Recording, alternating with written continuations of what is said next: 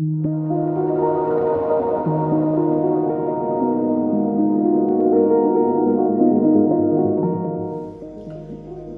à tous, bienvenue dans ma cuisine pour ce nouveau tuto. Un tuto qui va vous permettre de réaliser tranquillement et facilement un clafoutis aux cerises. Alors, j'utiliserai des cerises puisque c'est les fruits de saison, mais bien sûr, la pâte qui est composée des différents ingrédients permet aussi de faire ce clafoutis avec d'autres fruits. C'est une recette de ma grand-mère que j'ai légèrement améliorée en y apportant ma touche personnelle.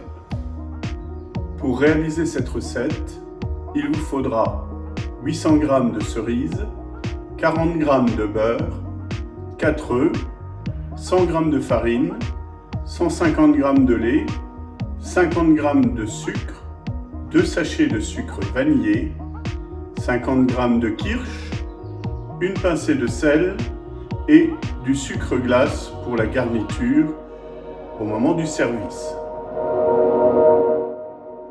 Pour cette recette, il vous faudra 800 g de cerises avec queue et noyaux, mais personnellement je préfère les dénoyauter, c'est quand même beaucoup plus facile pour manger le clafoutis. Ensuite, il vous faudra 4 œufs.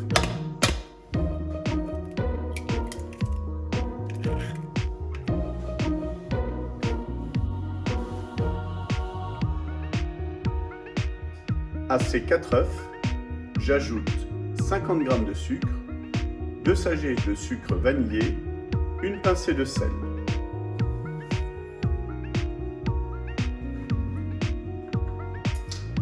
Je mélange le tout énergiquement.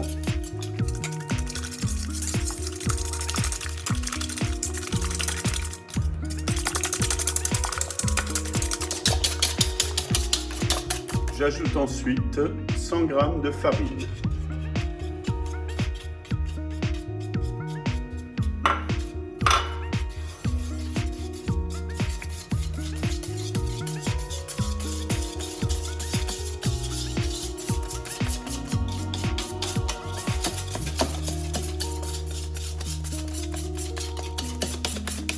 J'incorpore ensuite 150 g de lait ou 15 centilitres si vous préférez, 50 g de kirsch ou 5 centilitres et 40 g de beurre fondu.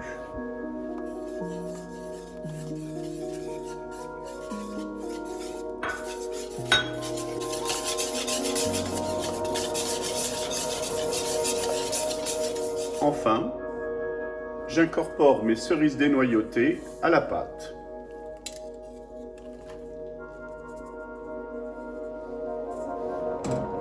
Et je mélange l'ensemble.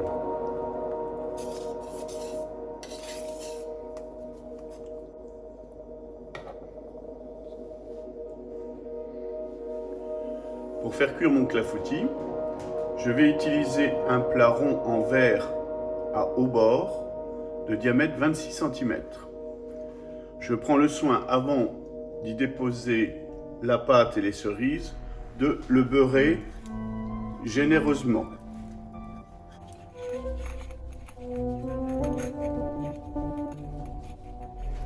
Je verse la préparation dans mon plat.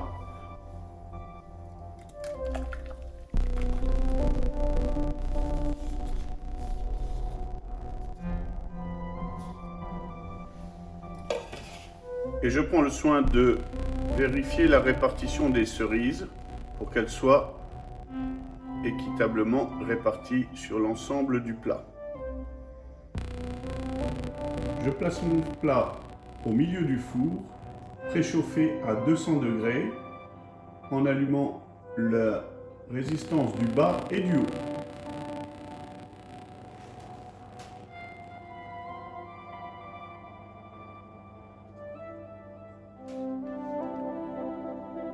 Au bout de 10 minutes, juste le temps pour vous de faire la vaisselle de tous les instruments que vous avez utilisés, réduisez la température du four à 160 degrés.